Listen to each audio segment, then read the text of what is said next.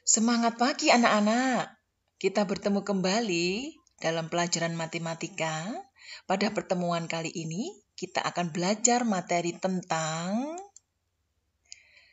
kekongruenan dari segi N dan segitiga. Oke. Nah, kita mengingat lagi anak-anak, dua bangun disebut kongruen jika memiliki bentuk dan ukuran yang sama. Ingat, ukuran itu yaitu panjang, lebar, tinggi. Ya, itu yang termasuk dalam ukuran. Contoh sekarang anak-anak. Nah, ini ada gambar dua mobil. Nah, dua mobil ini bentuknya sama, ukurannya pun sama. Setuju ya? Memenuhi syarat sehingga dikatakan dua mobil ini adalah dua bangun yang kongruen. Contoh yang kedua. Nah, ini ada dua mobil, bentuknya sudah tidak sama, apalagi ukurannya. Nah, tidak memenuhi syarat ya, sehingga dua mobil ini adalah bangun yang tidak kongruen. Selanjutnya, contoh yang ketiga, ini ada dua frame foto ya. Di dalamnya ada foto. Ingat, di dalamnya ada foto yang berbeda. Tapi kembali lagi ke pengertian dua bangun kongruen jika bentuk sama, ukuran juga sama. Nah, frame kiri dengan frame kanan bentuknya sama, yaitu persegi panjang. Sekarang cek ukurannya anak-anak. Panjangnya 60 cm sama. Kemudian tingginya juga sama-sama 40 cm. Oke. Karena bentuk dan ukurannya sama, maka dua frame ini adalah contoh dari bangun datar yang kongruen. Contoh yang keempat anak-anak. Ini juga ada dua frame. Bentuknya frame kiri dengan frame kanan sama-sama berbentuk persegi panjang ya. Bentuknya sama. Sekarang cek ukurannya. Ini panjangnya 30, ini panjangnya 80. Nah, ukuran panjangnya sudah berbeda. Berarti kita simpulkan dua bangun datar ini tidak kongruen. Oke? Nah, selanjutnya. Ibu mempunyai dua persegi panjang anak-anak. Yang kiri ini persegi panjang pink, yang kanan persegi panjang blue. Nah, posisinya ini mendatar ya, yang ini tegak. Supaya kalian bisa menyelidiki dua persegi panjang ini kongruen atau tidak, yang pink ini boleh diganti posisinya ya anak-anak ya. Nah, boleh diganti menjadi tegak, menjadi pink yang tegak. Sehingga sekarang kalian amati persegi panjang yang blue dan yang pink ini dalam posisi tegak. Cek ini tingginya ya, tingginya sama. Yang ada dua stripnya ini artinya sama panjang. Kemudian ini panjangnya yang ada strip 1 ini juga strip 1. Ini artinya sama panjang. Oke? Sehingga kita simpulkan dengan cara memposisikan dua bangun itu seletak ya. Karena ukuran dan posisinya sama, kita simpulkan ini adalah dua persegi panjang yang kongruen. Paham ya anak-anak ya? Itu adalah 5 contoh tentang bangun yang kongruen dan yang tidak kongruen. Kita lanjutkan ya. Syarat dua bangun datar itu kongruen ada dua anak-anak. Syarat yang pertama, sisi yang bersesuaian itu sama panjang. Kemudian syarat yang kedua, sudut-sudut yang seletak sama besar. Ya. Ibu ulang, syarat dua bangun datar itu kongruen jika sisi yang bersesuaian itu sama panjang dan sudut-sudut yang seletak sama besar. Nah, sekarang kita bicara simbol anak-anak. Simbol dari dua bangun yang kongruen itu simbolnya begini, ada sama dengan, kemudian atasnya ada simbol in, ya, ada uget-uget seperti ini simbol kongruen. Kemudian simbol dua bangun yang tidak kongruen sama dengan ini, tetapi ada garis, ya, seperti itu. Ini tidak kongruen. Nah, sekarang perhatikan dulu, Ibu ke contoh.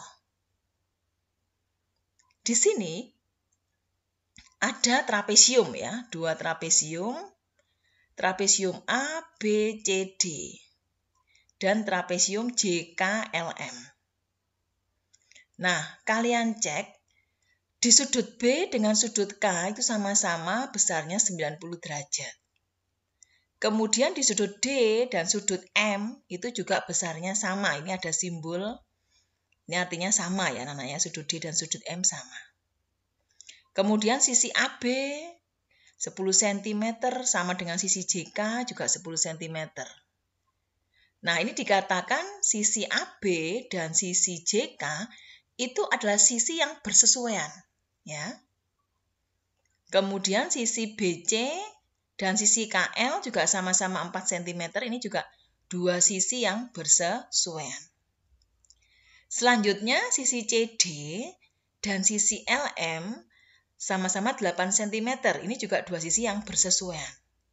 Dan yang terakhir sisi DA dan sisi MJ panjangnya 6 cm, ini juga sisi-sisi yang bersesuaian. Oke, itu dari segi sisi. Sekarang dari sudut-sudut yang seletak. Nah, sudut D di sini anak-anak dan sudut M ini adalah sudut yang bersesuaian atau sudut yang seletak. Sudut A dengan sudut J seletak. Sudut B dengan sudut K juga seletak. Dan yang terakhir sudut C dengan sudut L juga seletak. Nah, kita akan menyelidiki apakah kedua segi empat di atas atau trapesium sama trapesium siku-siku di atas itu kongruen atau tidak, ya. Kita akan menyelidiki anak-anak. Nah, tipsnya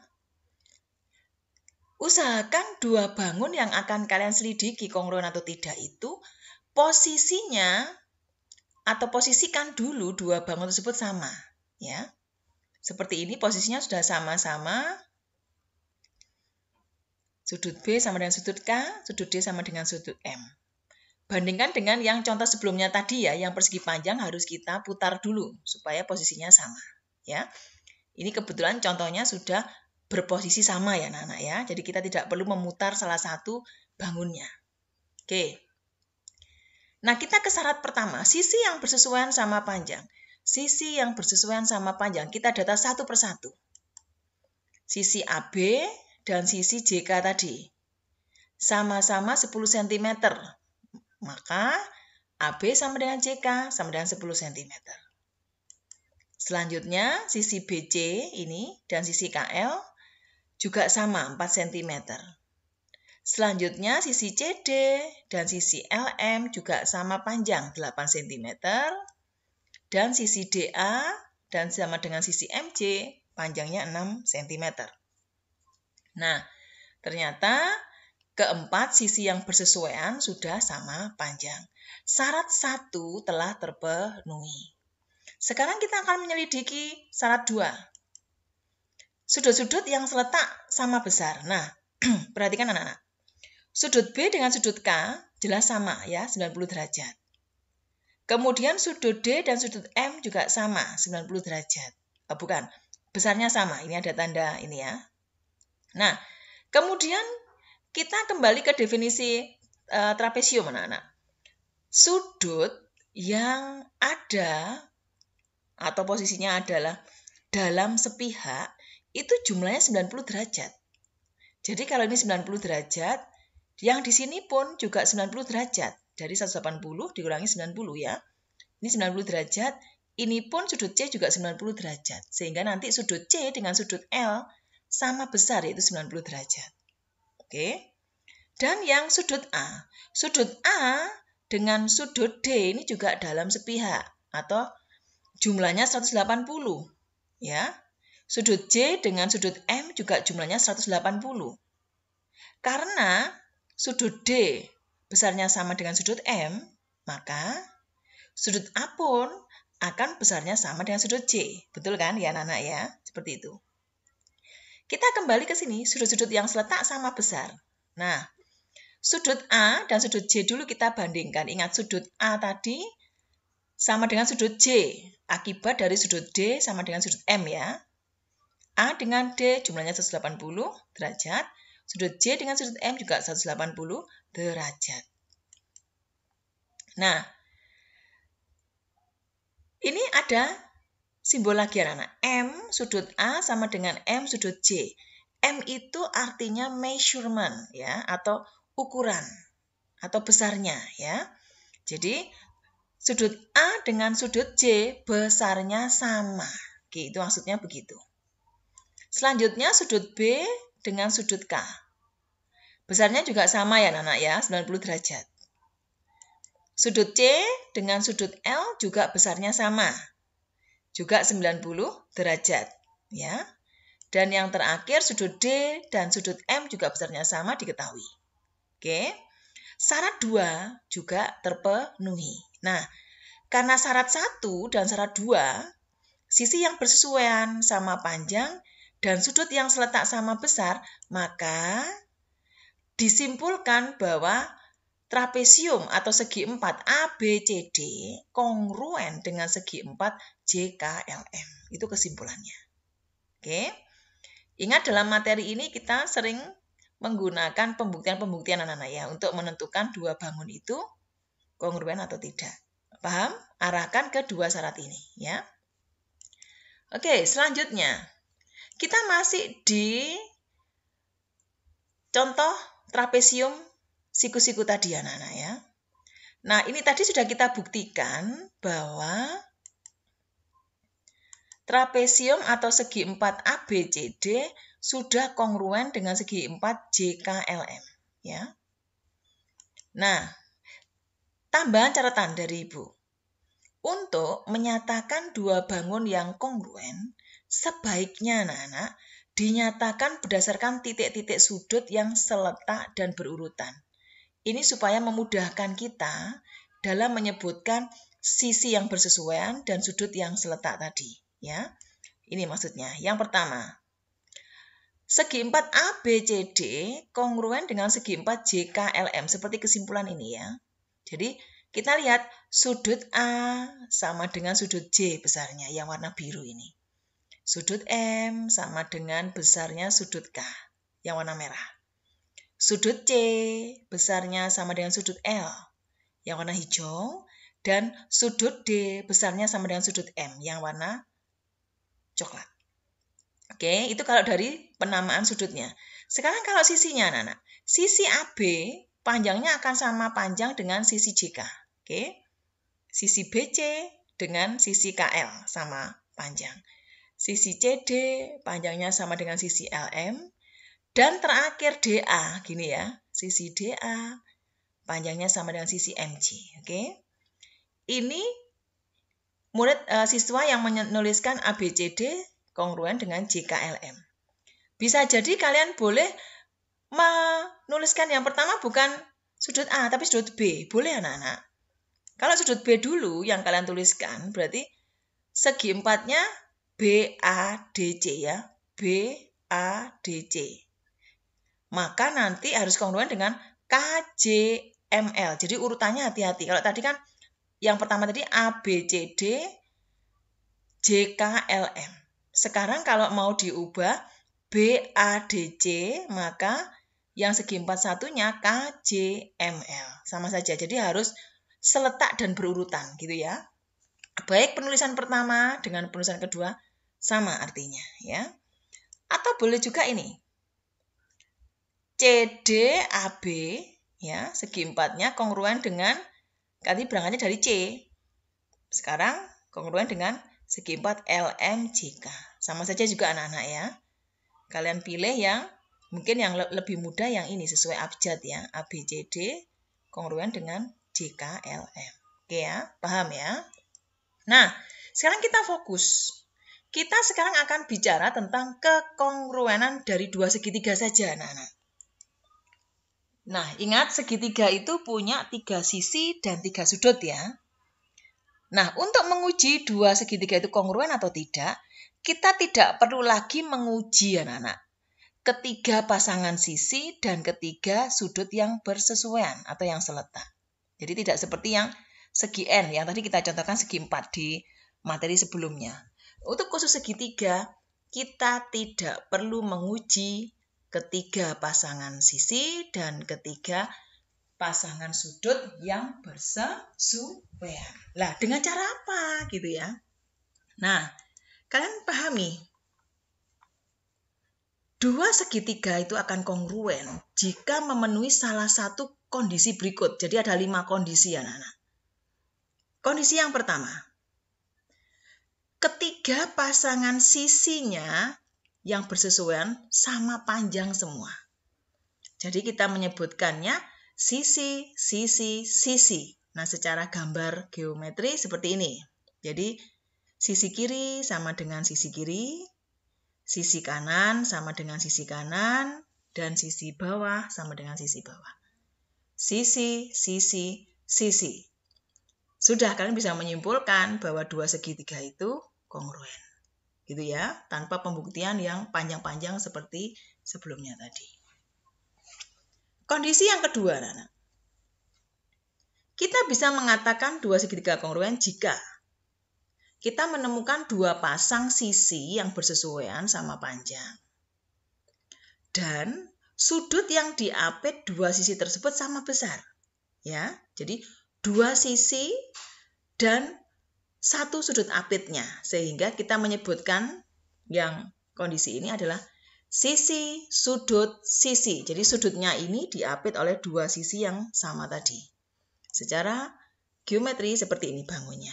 Nah ya, ini contoh saja sisi kiri sama dengan sisi kiri.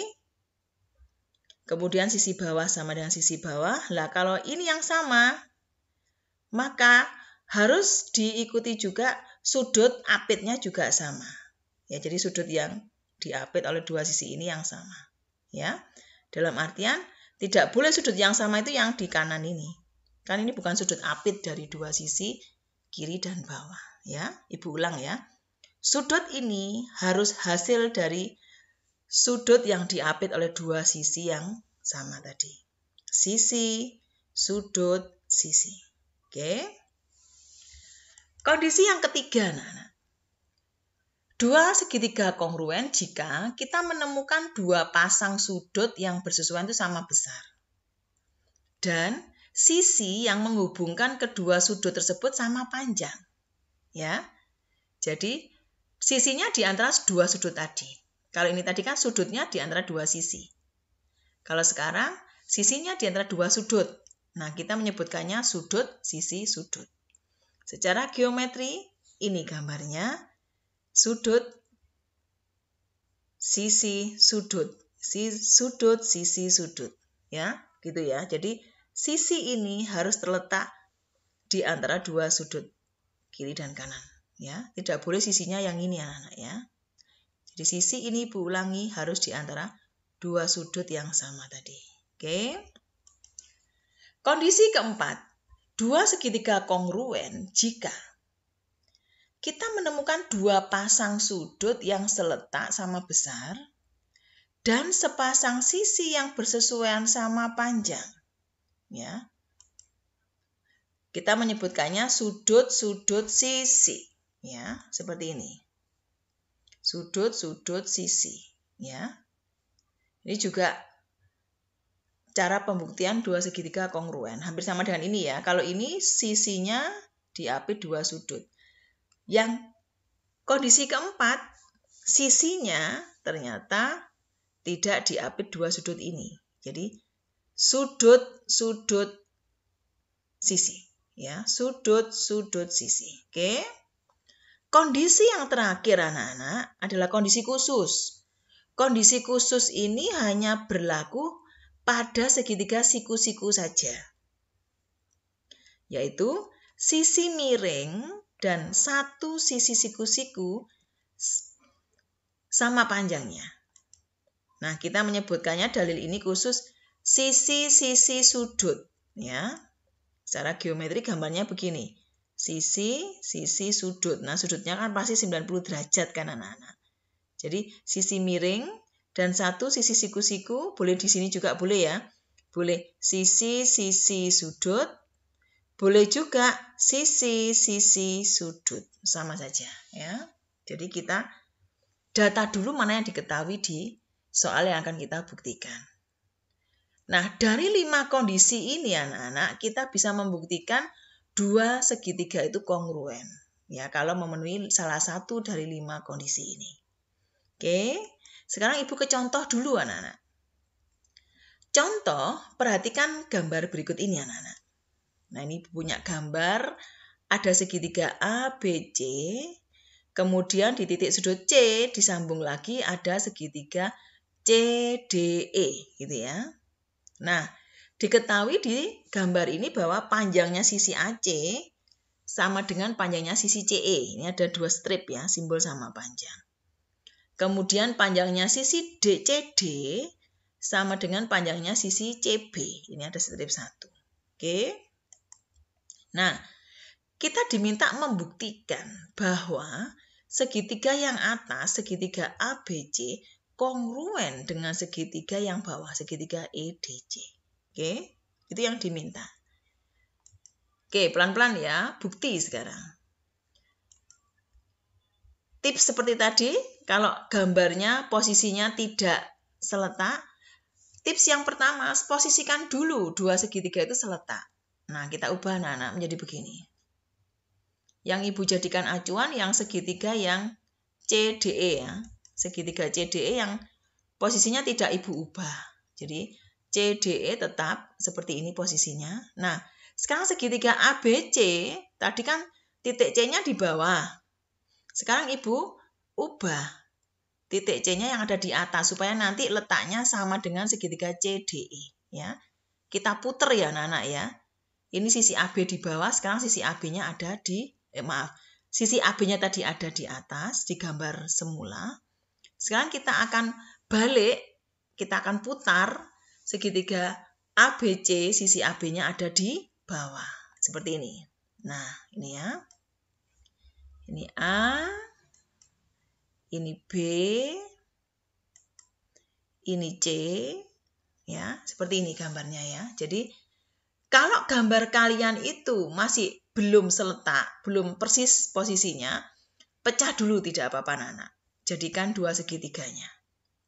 Oke, sehingga akan tampak sisi DE dan sisi BA sama panjang, sisi CE dan sisi CB ya. Oh, maaf.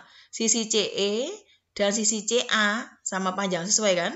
CE dan CA sama panjang ya.